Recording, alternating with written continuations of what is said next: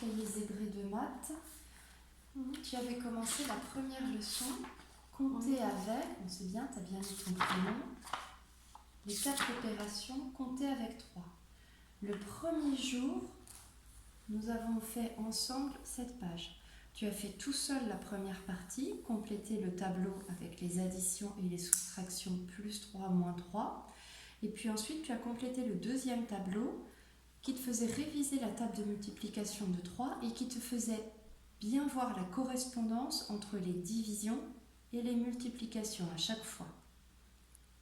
Quand tu vas diviser par 3, à chaque fois, il faudra que tu cherches dans la table de multiplication correspondante, donc la table de 3, le résultat pour pouvoir retrouver 15 divisé par 3, ça fait combien? Ça fait 5, parce que dans 15, il y a 5 fois 3. Le deuxième cours, on est passé aux exercices d'application, tu as fait les problèmes. Je t'avais proposé de n'en faire qu'un, mais bien, et tu as trouvé ça tellement facile que finalement tu as voulu faire tous les problèmes d'un seul coup.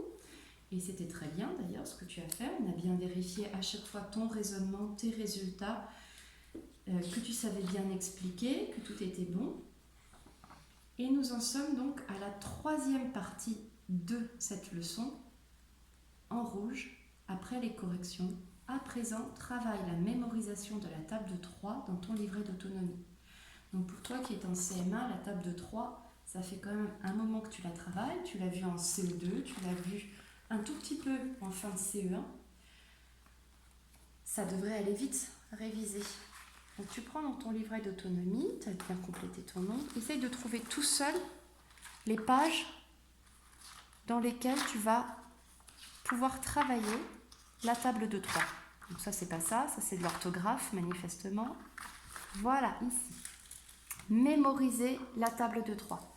Donc aujourd'hui ton travail, c'est de t'entraîner en recopiant une fois chaque résultat. Et puis la fois prochaine, encore une fois chaque résultat. Donc 3 fois 2 égale 6. Et en même temps que tu t'appliques à le copier, tu le dis plusieurs fois dans ta tête pour mémoriser. 3 fois 2 égale 6. 3 fois 2 égale 6, etc.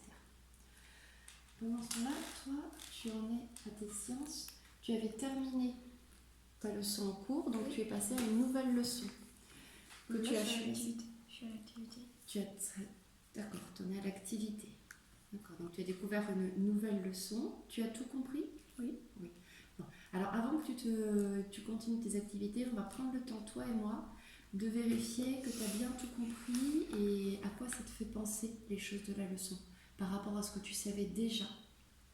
D'accord? On va essayer de mettre en relation tout ce que tu as découvert dans cette leçon et tout ce que tu savais déjà. Je change de côté et on y va.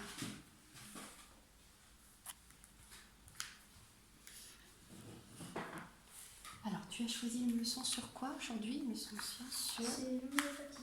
L'homéopathie. D'accord. Tu sais ce que c'est que l'homéopathie? Tu connaissais ce mot? Oui. Oui. Bon. Tu connaissais le genre de médicaments dont il s'agit. Il y en a à la maison. Voilà. Est-ce que dans la leçon, il y a des choses qui t'ont paru un peu compliquées? Je vois pas comment du poison ça pourrait arrêter une maladie. D'accord. Alors, à quel endroit de la leçon on parle de ça? Est-ce que tu saurais Là-dedans. retrouver? Oui, là-dedans.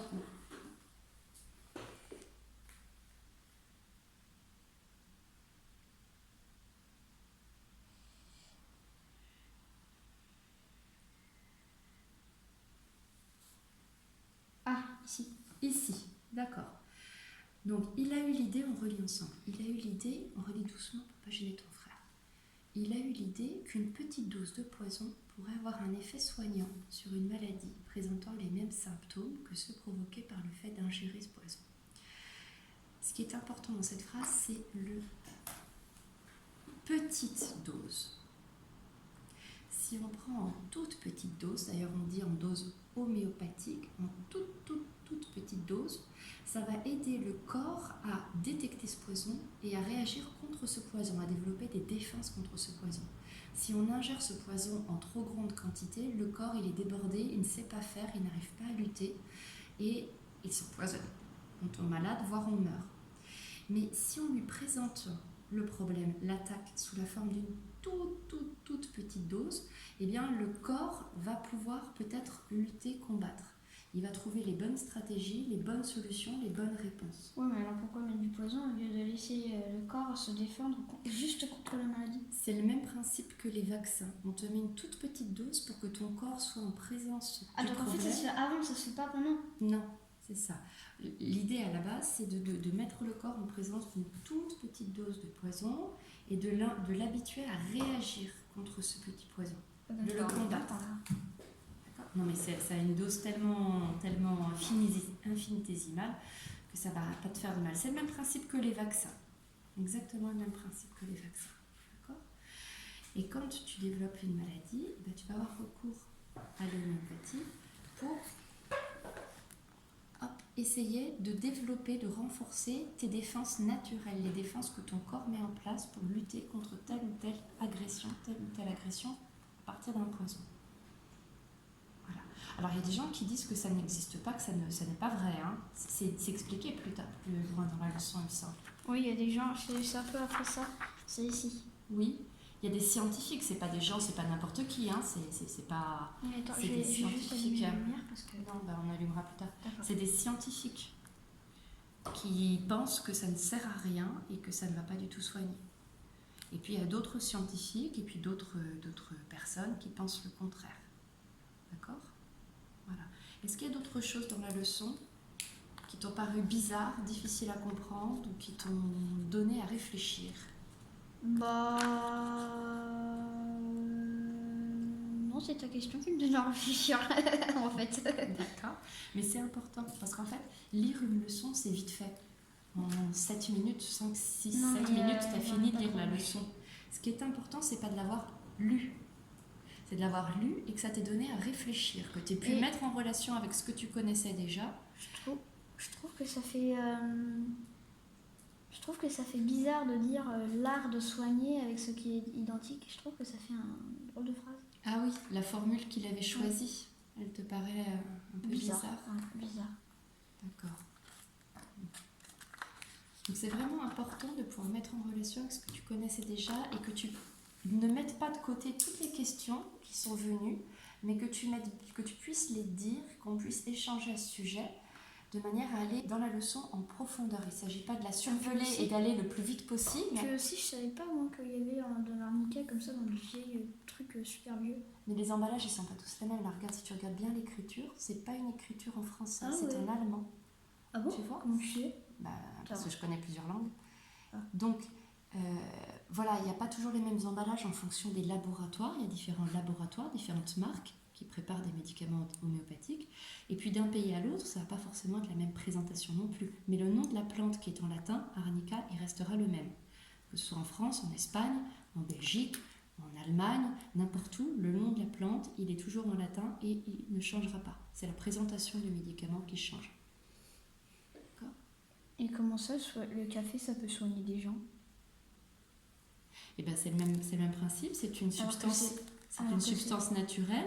Donc les gens qui pensent que l'homéopathie est efficace, eh bien ils pensent qu'une dose de café, ça a des effets sur le corps. D'ailleurs, une grande dose de café, en général, tout le monde le dit, tout le monde l'a observé, ça énerve.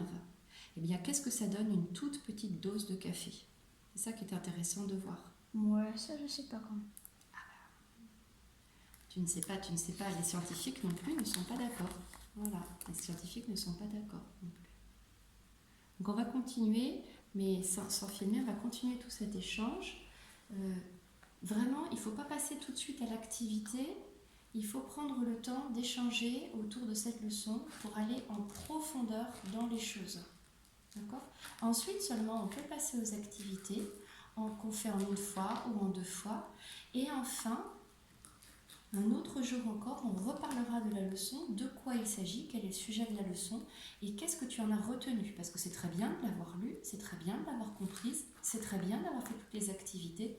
Mais ce qui est important, c'est ce que tu as retenu. Qu'est-ce que tu es capable de dire, qu'est-ce que tu as mémorisé profondément et de manière la plus complète possible. Si tu as lu tout le livret très très vite, mais que tu sais à peu près de quoi ça parle, mais que tu sais rien dire de précis sur aucun sujet, ça n'ira pas. ou si tu sais dire des choses précises sur un sujet, mais elles sont très très incomplètes, tu sais dire quelques petites choses très précises, mais ça ne fait pas du tout l'ensemble de la leçon, alors c'est insuffisant, il faut encore prendre le temps de la relire ou de la réécouter, de la retravailler. D'accord ? On peut la retravailler aussi en allant voir des documentaires sur Internet, des C'est pas sorcier, des Il était une fois la vie. On peut compléter avec des livres qu'on trouve à la bibliothèque sur ce sujet ou qu'on trouve dans les rayons des bibliothèques de la famille, etc. Hein ? Il faut aller en profondeur pour comprendre et il faut aller en profondeur pour retenir. Ok ? Sinon, on ne sait rien. On sait à peu près, c'est-à-dire qu'on ne sait finalement pas grand-chose.